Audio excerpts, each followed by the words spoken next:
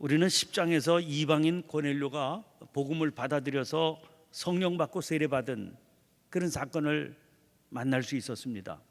그리고 어제 살펴본 대로 교회가 이 사건의 여파로 이제 이방인을 복음 전도의 대상으로 그렇게 용인한다, 이런 결정을 내린 그런 장면을 만나게 됐습니다. 그런데 오늘 19절 보니까 첫 그 문장의 첫 단어가 그때에 이렇게 되어 있습니다. 그때에. 오늘 본문에 소개되는 일하고 바로 앞에 교회가 그런 이방인을 받아들이기로 결정한 일, 이것은 사실 직접적인 연관이 없이 일어난 사건입니다. 그런데 고넬료의 일이 계기가 되어서 교회가 이방인 전도의 문을 열자마자 기다렸다는 듯이 그때가 나옵니다. 연관도 없이 전개되는 일인데 그런데 그때에, 그리고 안디옥 교회가 세워지게 되는 것이죠. 이 안디옥 교회가 대단히 중요한 교회인데 이 안디옥 교회를 중심으로 이제 세계 선교의 폭발적인 역사가 나타나게 되는 겁니다. 그러니까 마치 이 교회가 그런 결정을 기다리기를 아주 준비했다는 듯이 문이 열리자마자 막 밀물이 쏟아지듯이 그런 성령의 역사가 나타나게 되는 것이죠. 그래서 이 장면을 보면서 생각을 하게 됩니다. 우리가 성령님의 인도하심 가운데 있고 그 인도하심에 순종하며 나가기만 하면 도대체 우리들의 삶에, 교회의 앞길에 무슨 일이 일어나는지 분명히 보여주는 사건이 그때라고 하는 이 한 단어 속에 담겨 있게 되는 것이죠. 안디옥이라고 하는 도시는 여기 등장하는 안디옥은 수리아의 수도인 안디옥입니다. 당시 로마 제국 안에는 무려 16개나 되는 안디옥이라고 하는 도시가 있었다는 겁니다. 그중에 성경에 등장하는 안디옥은 두 곳뿐입니다. 사도행전 13장 14절에 보면 그들은 버가에서 더 나아가 비시디아 안디옥에 이르러 안식일에 회당에 들어가 앉으니라, 그런 말씀이 나오는데 여기 등장하는 안디옥이 비시디아 안디옥이죠. 이 비시디아 안디옥하고 구별하기 위해서 우리는 이 안디옥을 수리아 안디옥 이렇게 부릅니다. 수리아 안디옥은 지중해 연안에 위치한 도시였는데 인구 한 50만 정도 되는 그런 도시입니다. 지금은 뭐 50만이라고 그러면 우리나라에서도 별것 아니지만 그 당시에 50만은 대단한 인구였습니다. 그래서 로마 제국 전체에서 로마, 두 번째 도시가 알렉산드리아, 그리고 세 번째 도시가 이 안디옥입니다. 또 지중해 연안 항구 도시이기 때문에 동서 무역의 중심지 역할을 하던 그런 도시입니다. 그렇게 무역의 중심지가 되다 보니까 이 도시에는 로마인도 들어와 살고 헬라인도 들어와 살고 물론 유대인도 들어와 사는 그런 아주 국제적인 도시였습니다. 그러다 보니까 이런 도시의 특성 때문에 이 지역은 여러 인종들이 섞여 사니까 합리적이고 개방적인 그런 생활 습관과 태도, 또 무역을 하는 사람이니까 미래지향적인 사고가 통용되었던 그런 도시였을 겁니다. 게다가 지리적으로도 이스라엘과 멀리 떨어져 있기 때문에 유대주의자들의 핍박의 손길이 미치기 어려운 이제 그런 지리적이기도 하지만 그 도시가 가지고 있는 그런 인종의 특성상 핍박이 그렇게 다른 데처럼 자행되기 어려운 그런 도시적인 특성이 있는데 여기에 교회가 세워지게 되는 겁니다. 여러분 어떻게 교회가 세워지는지 보시죠. 19절 보니까 그때 스데반의 일로 일어난 환란으로 말미암아 흩어진 자들이 베니게와 구브로와 안디옥까지 이르러 유대인에게만 말씀을 전하는데, 스데반의 일이라고 하는 건 7장에 일어난 스데반의 순교를 말하는 거죠. 그 일로 말미암아 예루살렘 교회에 핍박이 불어닥쳤다 하는 거 우리가 살펴보지 않았습니까? 그 환란이 상당히 광범위하게 또 오랜 기간 동안 지속되었구나 하는 것을 알 수 있습니다. 그 환란은 빌립이 사마리아로 가게 되었던 것처럼 많은 성도들을 사방으로 흩어지게 만들었던 사건이지요. 사회학적으로는 이런 현상을 풍선 효과다 그렇게 말합니다. 한 곳에 입김을 불면 이게 점점 범위가 넓어지는 거죠. 그래서 점점 더 먼 곳 베니게는 페니키아라고 일반적으로 부르는 그런 지역이죠. 구브로, 키프로스 섬을 말합니다. 그리고 그 영향이 결국 안디오까지 이르게 된 겁니다. 사실 그런 지역으로 흩어지게 된 건 핍박을 피해서 간 겁니다. 근데 핍박을 피해서 간 그곳에서 성도들은 복음을 전했다는 것이죠. 찬송가 336장 1절 가사 기억하시나요? 환난과 핍박 중에도 성도는 신앙 지켰네. 이 신앙 생각할 때에 기쁨이 충만하도다. 성도의 신앙 따라서 죽도록 충성하겠네. 성도의 신앙 따라서 죽도록 충성하겠네. 죽도록 충성하는 게 뭐겠습니까? 사실 엄격하게 말하자면 성도는 자기의 신앙을 지켰을 뿐만 아니라 그 핍박의 자리에서도 복음을 전했다는 겁니다. 그 성도의 신앙 본받아 죽도록 충성한다는 게 사실 오늘도 다르지 않습니다. 여러분, 제일 복음이 잘 전해지는 자리가 환난의 자리, 고통의 자리입니다. 오늘 이 시대에는요, 복음이 제일 전도가 어렵다 그러지만 복음이 제일 잘 전해지는 데가 어디입니까? 장례식장하고 수술방입니다. 장례 한번 잘 치르면 그 온 가족이 교회로 향하게 된다, 그런 말이 있지 않습니까? 사실 그렇죠. 저는 뭐 장례식 창천교회 와가지고 장례식 엄청 많이 합니다만은 갈 때마다 그런 느낌이 들어요. 장례식장에서 힘차게 노래하는 건 예수 믿는 사람밖에 없습니다. 그 슬픔의 자리에 노래할 수 있는 거, 사람들이 그걸 보면 우리는 그건 늘 하는 거지만, 늘 하는 거라 아무것도 아닌 것처럼 여겨지지만은요, 믿음이 없는 사람들이 보면 참 기이하고 놀랍습니다. 그 슬픔의 자리에서 우리는 노래를 힘차게 부르잖아. 저기 뭔가 있다, 그런 마음이 들게 돼 있습니다. 그게 성도들만의 특권입니다. 몇 해 전부터 이 옆에 세브란스 병원에서 새로운 전통이 세워진 얘기를 들어요. 이제 그 병원에서 결정을 해가지고 수술 시작되기 전에 의료진들이, 수술방에 들어가는 의사, 간호사 이런 사람들이 그 병상에 쭉 둘러서서 기도하는 그런 전통입니다.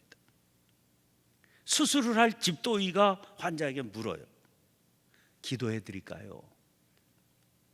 어떤 반응 나오겠습니까? 지금 심각한, 지금 그 수술방 들어가는 사람의 마음 여러분 아시잖아요. 그런데 칼을 들고 집도하는 의사가 묻습니다. 기도해 드릴까요? 마취하기 전에 기도해 달라는 분이 100%라는 거예요. 다 기도해 달라는 거예요. 여러분, 충분히 그럴 만하지 않습니까? 그 환난의 자리가 복음을 받아들이는 자리가 되는 거죠. 복음을 전하는 자리가 되고요. 전쟁터 한복판에서 복음은 전성기를 구가하게 되어 있습니다. 6.25 전쟁 때 보니까요, 우리 그 이후에 우리 교회, 한국 교회를 이끌어가는 기라성 같은 분들이 다 6.25 때 뒤집어진 분들입니다. 여러분, 그런데 오늘 본문 말씀 보니까 그들이 복음을 전하는 대상은 여전히 유대인에게만 이었다고, 국한되어 있었다고 그러지 않았습니까? 그런데 누가 시킨 것도 아니고 의도한 것도 아니고 전략을 짠 것도 아닌데 갑작스러운 일이 여기서 벌어지게 됩니다. 20절 21절 말씀 보니까 그 중에 구브로와 구레네 몇 사람이 안디옥에 이르러 헬라인에게도 말하여 주 예수를 전파하니 주의 손이 그들과 함께 하심에 수많은 사람들이 믿고 주께 돌아오더라. 갑작스럽게 일어난 일입니다. 여기 등장하는 그 중에 구브로와 구레네 몇 사람, 이 사람들은 아마도 19절에 등장하는 그런 분들로부터 복음을 전해받은 유대인들 가운데 구브로 사람, 구레네 출신 신자들 아니겠나, 그렇게 생각됩니다. 이 사람들 중 몇 사람이 안디옥까지 오게 된 겁니다. 왜 왔는지 모르죠. 아마 거기서도 핍박을 피해서 왔는지, 아니면 무역 도시였으니까 장사를 하러 왔는지 알 수는 없습니다. 아무튼 그들은 예루살렘 출신이 아니었던 거지요. 그래서 조금 예루살렘 출신들보다 조금 자유로운 사고를 가진 유대인들이기는 하지만 조금 자유로운 사고를 가진 이들이었을 테고, 안디옥이라고 하는 더 개방적인 특수한 환경이 그들로 하여금 더 자유로운 그런 행동을 하게 만들었을 가능성이 충분히 있습니다. 누구의 지도를 받은 게 아니에요. 누가 가서 전하라 그런 것도 아닙니다. 그냥 같이 살고 있는 옆집 헬라인에게 자기들의 믿음을 증거하게 된 겁니다. 그들은 그야말로 이름이 알려지지 않은 무명의 평신도들입니다. 여러분, 어떻게 그럴 수 있습니까? 지금 우리는 이거 아무렇지도 않게 그저 한 절 한 절 읽어가지만 이 한 절 한 절이 엄청나게 혁명적인 사건인데, 근데 어떻게 그럴 수 있었을까? 복음을 들은 그들의 마음에 저절로 이 복음은 사람이라면 누구나 들어야 될 거다. 사람은 누구나 이 복음을 듣고 구원받아야 된다. 그런 믿음의 열망이 일어났던 거죠. 모르는 거예요. 유대인들에게만 전파하던 그 복음을 그냥 옆에 사는 헬라인에게 전한 겁니다. 그래서 우리가 깨닫게 됩니다. 전도는 근본적으로 전략이 아니라 열망입니다. 이걸 자꾸 전략적으로 접근을 하니까 문제가 되는 겁니다. 아무리 전술을 잘 짜고 전략이 좋고 아무리 자원을 투자해도 이런 열망이 없으면 안 되는 게 전도입니다. 그러니까 전도가 어렵죠. 여러분, 이 글을 기록한 건 누가라고 하는 사람이거든요. 이 사람 의사로 알려져 있지 않습니까? 그가 누가복음과 사도행전이라고 하는 두 권의 큰 책을 쓰게 됩니다. 우리 알다시피 데오빌로라고 하는 사람에게 쓴 건데, 데오빌로 각하, 그래서 아주 극존칭을 사용하고 있는 바로 그 사람을 위해서 이 엄청난 저수를 쓴 겁니다. 이 일과 관련해서 전해져 내려오는 아주 감동적인 이야기가 있습니다. 당시에 의사라고 하는 직업은 이 양반들은 갖지 않는 직업입니다. 우리나라에서도 전통적으로 의사는 중인들이 하는 중인 계급에서 하는 일이었잖아요. 그런데 옛날에 이 성경 시대의 의사는 이 종들이 하는 직업이었거든요. 피 만지고 뭐 이렇게 어려운 일이니까. 이 누가는 이방인이었습니다. 그런데 전해져 내려오는 얘기죠. 데오빌로 각하라고 하는 사람의 종으로서 의사였습니다. 근데 무슨 일인지 모르지만, 무슨 병인지 모르지만 데오빌로라고 하는 그 자기의 주인이 중한 병에 걸려서 사경을 헤매게 됐는데, 그의 종이었던 누가가 정말 지극정성으로 돌보아서 주인을 살려낸 겁니다. 아무리 종인 의사가 한 일이라고 그래도 주인인 데오빌로가 그 정성이 너무나 고마운 거지요. 그래서 살아나고 난 다음에 너 소원이 뭐냐? 이 누가의 소원을 듣고 종 문서를 찢어버린 겁니다. 그 자유인을 만들어 주게 된 겁니다. 이 일을 누가가 평생 동안 잊지 못하고 자기 주인에게 고마운 마음을 품게 됐지요. 자유인으로 살아가던 누가가요, 바울을 만나게 됩니다. 바울의 전도를 받고 주님을 영접하게 됐는데, 주님을 영접한 뒤에 제일 먼저 찾아온 생각이, 나를 자유인이 되게 한 그 데오빌로 각하, 그 사람이 이거 들어야 된다, 이런 생각한 겁니다.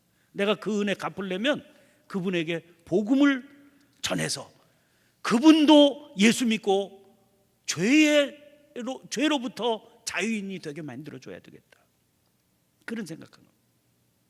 자기에게 노예의 신분에서 놓여서 자유인이 되게 한 그 옛 주인에게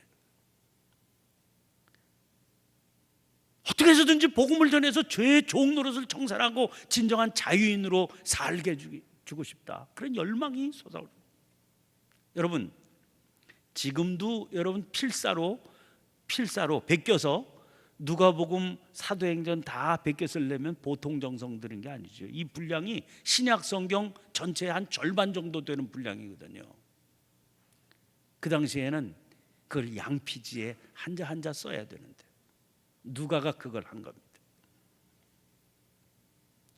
이런 마음이 행위로 나타나는 게 전도지요. 그래서 전도는 전략이 아니라 열망이라고 그러는 겁니다. 가끔 뭐 이렇게 신방 다니다가 우리 아이들 뭐 예수 교회 다니게 해야 되는데, 예수 잘 믿게 해야 되는데 그 기도 부탁받고 그런 적 많이 있어요. 그때마다 생각하게 됩니다. 정말 열망이 있나? 어떤 집 보니까 부모님 교회 다니시게 하려고 설날에 자식들이 와서 세배 드리고 난 다음에 이번 주부터 교회 나가셔야 돼요, 부모님. 그래, 니네나 잘 나가라. 아들이 세배하고요, 아버지 교회 나가신다고 그럴 때까지 우리 금식입니다. 설날 세배 와가지고 그 사랑방에서 금식하고 있다. 그 아버님이 얘기하세요. 그래, 굶어라 이놈들아. 근데 3일 4일 지나는데 자기 눈앞에서 애들이 죽겠더라는 거예요. 제발 좀 먹어라. 나갈게. 그래서 교회 나오신다, 그런 얘기도 들었어요. 여러분, 전략이 아니라 열망입니다. 안디옥 교회를 시작했던 그분들 이름 우리는 모릅니다. 아마 우리들 대부분도, 저도 여러분들도 역사의 흐름과 함께 잊혀지는 이름, 사라져가는 이름이 될 겁니다. 그렇지만 우리들 생애를 통해서 뭐가 남겠습니까? 복음의 씨 뿌린 거 사라지지 않습니다. 목회를 하다 보니까 이곳저곳 집회인도 부탁을 받아서 다니게 되는데요, 시골 산골을 가도, 대도시 어떤 개척교회를 가도, 오래 세워진 교회를 가도, 어느 곳 어느 교회나 찾아가 보면 거기마다 눈물로 기도하면서 교회를 지키는 이름 없는 성도들이 다 있다. 참 놀랍습니다. 이게 어떻게 아무것도 아닌 일이겠습니까? 대단한 일들이죠. 자기를 드러내지 않고 묵묵히 사명의 길을 가는 그런 분들이 있는 겁니다. 교회는 이름을 떨치는 누군가에 의해서가 아니라 이 무명의 성도들, 이름이 알려지지 않고 있는 길가의 들풀처럼 한 생애를 살다가 하나님 앞에 가는 그런 성도들에 의해서 오늘도 교회가 그 사명을 감당하고 있구나 하는 사실을 알아야 됩니다. 그래서 묻게 되는 겁니다. 오늘 역사 110년이 된 우리 창천교회에서는 과연 누가 그 길을 갈 것이냐.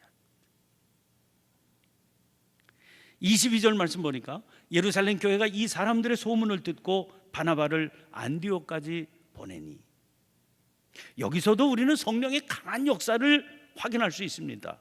여러분, 지금까지의 경우를 보세요. 무슨 일이 딱 생기면 예루살렘 교회가 그 무슨 일을 해결하기 위해서 파송하는 게 사도들 아니었습니까?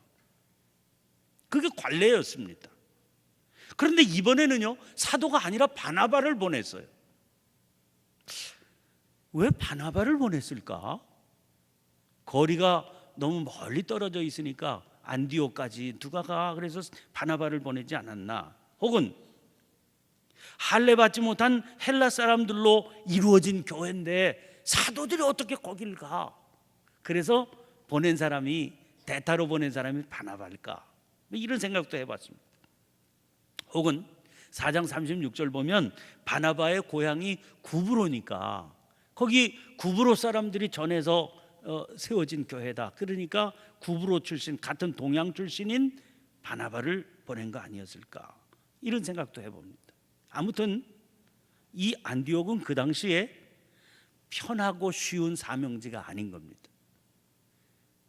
적어도 낯선 사명지였으면 틀림없습니다.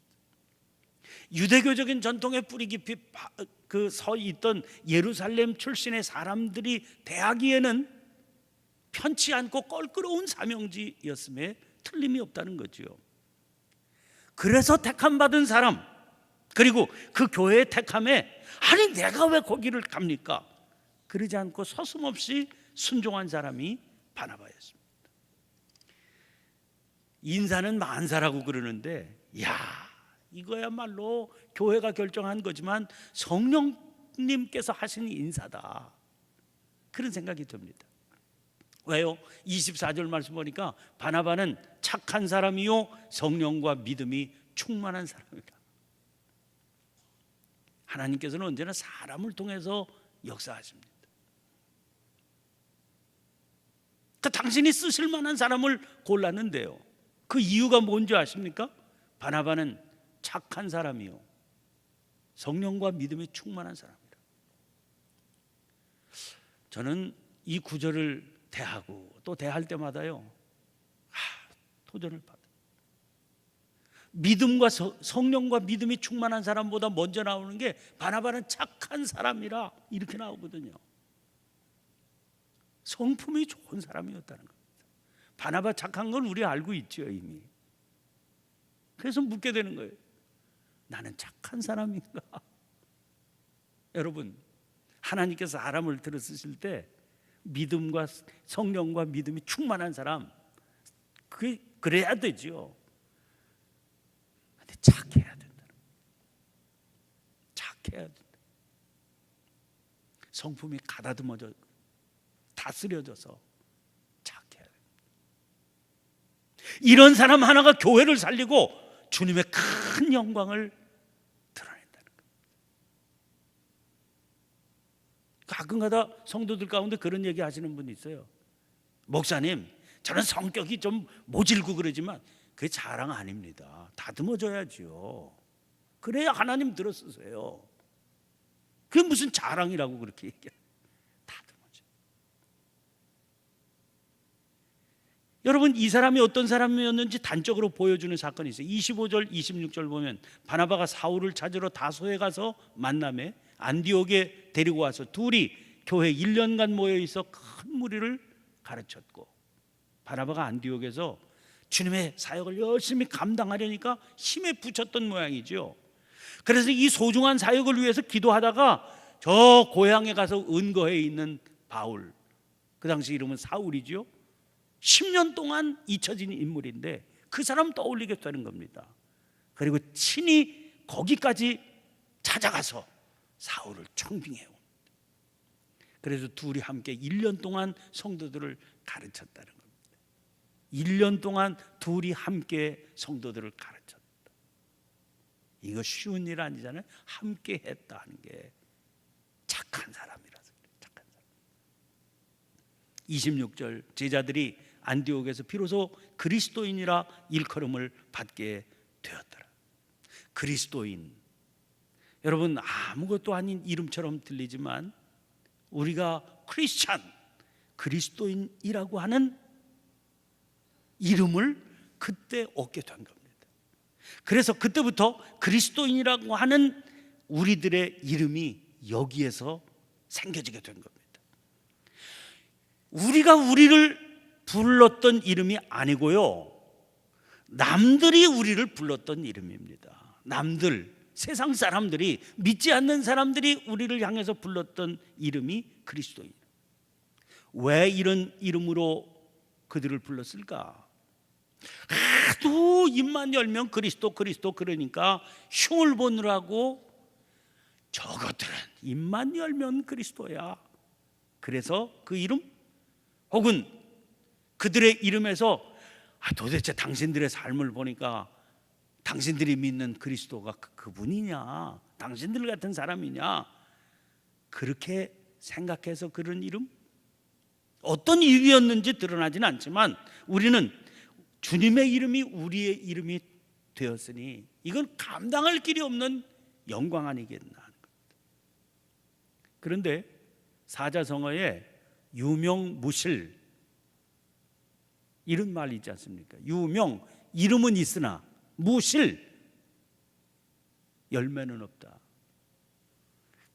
옛날에 특별한 경우를 빼놓고는요, 이름은 다 좋은 이름을 써줘. 얼마나 신경을 써서 이름을 정합니까? 부르기도 좋아야 되지만 내용이 좋고 의미가 풍성해서 그래서 지어주죠. 그런데 이름은 있는데요, 열매는 없을 수 있습니다.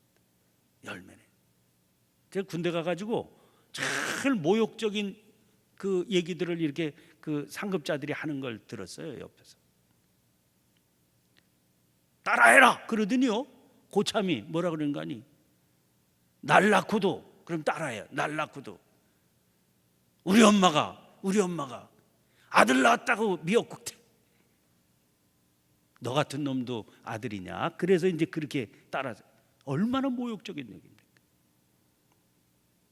유명무실, 이름은 있으되 열매가 없을 수 있습니다. 이것은 정말 수치스러운 일이죠. 원래 이름을 지닌 분에게 욕을 끼치는 일 아닙니까? 아주 유명한 예화가 있어요. 알렉산더 대왕이 유명한 영웅이죠.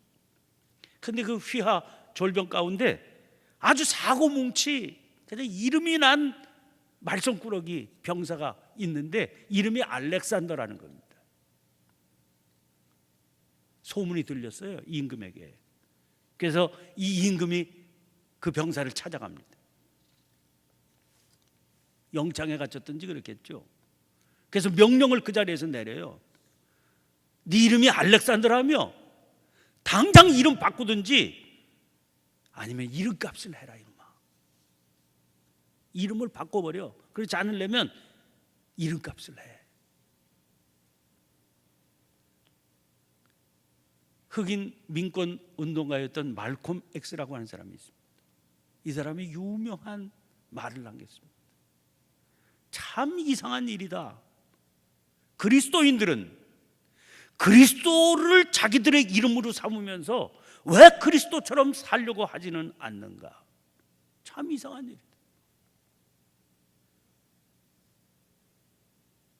이름값을 하라는 거죠. 크리스찬 이름값하고 살아라. 그럼 도전. 그러면 그리스도인으로서 이름값하고 산다는 게 뭘까 하는 겁니다. 그 구체적인 예가 27절부터 30절까지 등장하고 있습니다. 선지자 아가보라고 하는 사람이 나타나서 예언을 합니다. 앞으로 큰 흉년이 올 거다는 거예요. 그런데 그 예언대로 얼마 지나지 않아서 글라우디오 황제 시절에 큰 흉년이 정말 찾아옵니다. 특별히 팔레스타인 지역에 아주 심각한 어려움이 찾아오니까 모교회인 예루살렘 교회가 큰 위기에 봉착하게 된 겁니다. 사실 모교회라고는 하지만 큰 연관은 없어 보여요. 뭐 예루살렘 교회가 예배당을 지어준 것도 아니고, 물론 바나바를 보내주기는 했지만 이렇게 멀리 떨어져 있는데 그저 사도를 보낸 것도 아니라 그저 바나바 세워서 보낸 거 아닙니까? 그런데 29절 보니까 유대에 사는 형제들에게 부조를 보내기로 작정했다고 그랬습니다. 세번역 성경으로 이 구절을 보면, 그래서 제자들은 각각 자기 형편에 따라 몫을 정하여, 작정이라고 하는 말을 몫을 정했다. 내 몫은 이만큼, 내 몫은 이만큼 알아서 한 게 아니라 몫을 정했다는 겁니다. 아주 구체적으로 책임을 나누었다는 겁니다.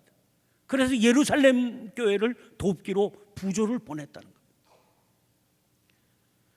여러분, 자기 교회 안에서 일어난 일, 우리와 관련된 일에 열심을 내기는 쉽습니다. 그런데 연합사업 또는 다른 교회와 관련된 일에 그만한 열심 내는 건 쉽지가 않죠. 교회도 이기적이거든요. 안디옥 교회는 달랐습니다. 그들의 시야, 주님의 교회는 그 어느 교회든 같은 내 교회다, 우리 교회다. 그리스도인이니까 그리스도의 교회는 다 내 교회다. 그게 그리스도의 생각일 거 아닙니까? 주님의 생각이 그거죠. 안디옥 교회도 주님이 품으신 그런 마음을 품었다는 겁니다. 그런 마음으로 그들은 이름값을 하고 살았습니다. 이게 진짜 선교의 열매라고 볼 수가 있죠. 그리스도처럼 사는 거죠.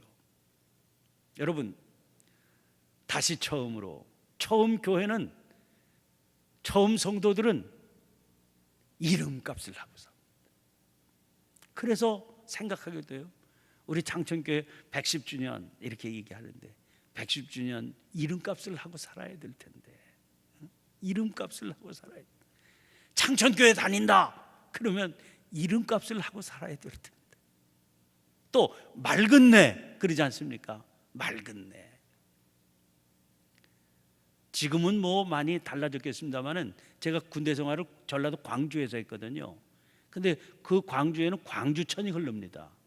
광주천이 흐르는데 그 광주천 옆에 제사공장이 있어갖고 그런지 아주 오염도가 심했어요. 그래서 시민들을 경각시키려고 붙인 간판이었겠죠. 뭐라고 써 있는 거 아니? 광주천은 시민의 양심입니다. 이렇게 써붙였어요. 지나갈 때마다요, 너무너무 그 간판이 마음에 걸리더라고요. 정말 지저분한데 거기다가 써붙였어요. 광주천은 시민의 양심입니다. 여러분, 이름값을 하고 살아야 돼요. 창천교회 맑은 내 이름값을 하고 살아야 돼요. 여기서부터 맑은 물이 흘러나가서 세상의 오염을 씻어낼 수 있는, 정화작용을 할 수 있는 그런 이름값을 우리가 하고 살아야 되지 않겠습니까? 주님의 은혜로 이름값하며 사는 성도가 되게 해 주시옵소서. 간절히 기도하시길 바랍니다. 주님, 십자가 지고 골고다 언덕 올라가신 그 고난주간을 우리가 지내고 있는데, 여러분, 주님의 길을 뒤따라가며 이름값하고 사는 성도로 살아가기를 원하오니 역사해 주시옵소서. 매일 매순간 성령님께서 우리를 다스려 주셔서 맑은 물 흘러내리는 그런 창천교회 교인으로 이름값하며 사는 저희들이 되게 해 주시옵소서. 간절히 기도하시는 이 새벽 되시길 바랍니다. 주여 한번 힘차게 외치고 주신 말씀 붙들고 간절히 기도하고 성령께서 기도하게 하시는 제목을 따라서 자유롭게 기도하시다가 자유롭게 돌아가시길 바랍니다. 함께 기도하십시다.